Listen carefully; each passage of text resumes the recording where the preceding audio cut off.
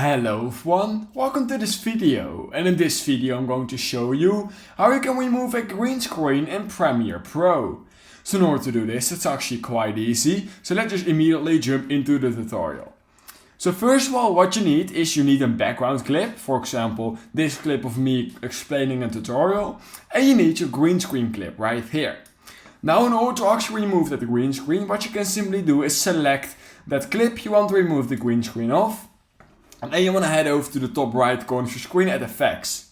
You may or may not have a different layout basically, and then effects will be somewhere else, but just find effects. And once you've done that, what you can do is type in Ultra Key. And it will immediately pop up just like this. So what you're going to do is you're basically going to slide that effect over on that clip with the green screen, just like this. Once you've done that, you want to go and head over to the left side of your screen at Effects Control, and then right here you will find Key Color.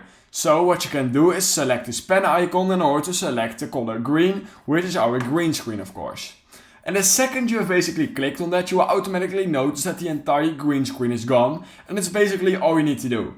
Then you have some other options right here where you can basically make it a little bit more crispy, or where you can, if you have a lot of different green screens, you can basically remove the edges a little bit more if that was not done perfectly. And yeah, that's basically what you can do right here. But basically that's just the default on how you can remove a green screen in Premiere Pro.